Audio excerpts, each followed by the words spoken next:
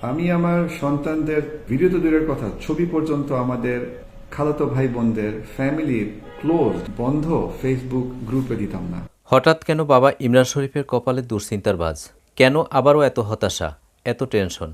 বাবা ইমরান শরীফ কি লায়লাকে রক্ষা করতে পারবে?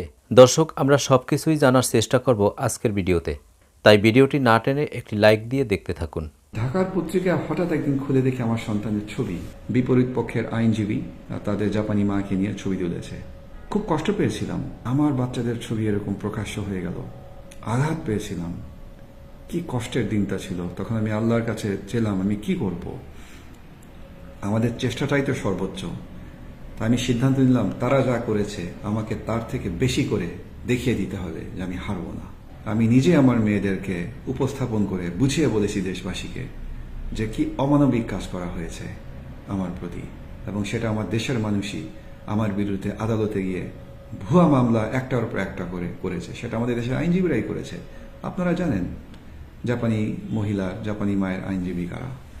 এই আমি সবার সাথে একমত পোষণ করছি, কারণ আপনার মতো মানুষ হয় না ভাই, এগুলো বলেন না, এগুলো ভাই বলেন না। লেখাপড়া করতে পেরেছি আপনাদের দোয়ায়, ভালো জায়গায় চাকরি করেছি, অনেক দেশ বিদেশ গিয়েছি, 3 মহাদেশে প্রচুর লোক অতীতে চাকরিও দিয়েছি। এখন দেশে এই বয়সে এসে বাচ্চাকে যেন না হারাই সেই যুদ্ধ এখনো করে যাচ্ছি, কেননা আপিল বিভাগে সর্বোচ্চ আদালতে মামলা এখনো রয়ে গেছে। ভাইয়া, ভাবির সাথে কি আপনার মীমাংসা হয়ে এক হয়ে থাকা যায় না? সাইফুল ইসলাম লিখেছে। আমি আপনাকে বললাম, সাইফুল ভাই, আপনার স্ত্রী যদি আপনার নামে 17টা মামলা দেয়, তার ম্যাক্সিমাম গুলো ভুয়া, আমরা তো গিয়ে ভুয়া মামলা 17তে, আমাদেরকে কে সেই উপদেশটা দেয় বলেন তো? আপনাকে কে উপদেশ দেবে যে মামলা করেন একটার পর একটা? আপনি নিজে পারবেন সাজাতে? এগুলা কে দেয়? উকিল ছাড়া আর কেউ দেয়? আমার বিরুদ্ধে 17টা মামলা দেওয়া, সবগুলা খারিজ হয়ে গেছে। একটা বাকি আছে, যেটা ফৌজদারি না, হেফাজতের মামলা আপিল বিভাগে। এই আপনার ছোট মেয়ে এবং বড় মেয়ের সাথে যোগাযোগ আছে? নেই, নেই। আমি আপনাদেরকে একটা খুব বেদনাদায়ক জিনিস দেখাবো আমার বাসায়।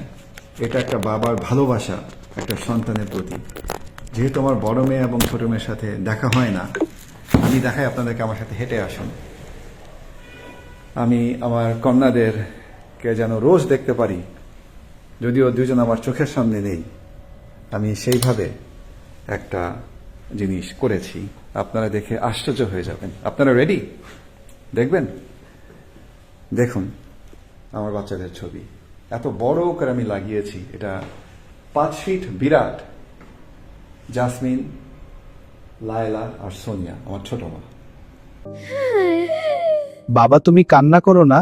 একদিন আমরা 2 বোন তোমার পাশে থাকবো।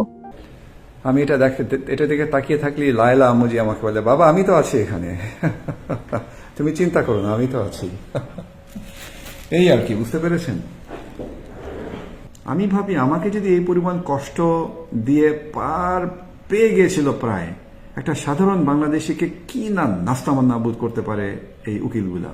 কি রকম বর্বর নৃশংস হতে পারে মানুষ এইভাবে বাচ্চা কেড়ে নেওয়ার জন্য, টাকার জন্য শুধুমাত্র, এবং ফেমাস হওয়ার জন্য বিদেশির সামনে। বুঝতে পেরেছেন? আচ্ছা, নাদিরা রহমান লিখেছেন, আমার মেয়ে কম্পিউটার ইঞ্জিনিয়ারিং করছে, 3য় সেমেস্টার কমপ্লিট হয়েছে আল্লাহর রহমতে। এখন চাকরির জন্য কিভাবে কি? নাদিরা আপা, বাচ্চাকে ছেড়ে দেন, পাশ করতে দেন আগে। ও যদি কম্পিউটার সায়েন্স পড়ে, ওর 1 মিনিট সময় থাকার কথা না অন্য কিছু করার। Let her study, let her finish her studies, okay? আপনার বাচ্চা যেন ইংলিশটা লেখাপড়া যেন শেষ করে এসে ঠিকভাবে, এটা অত্যন্ত গুরুত্বপূর্ণ।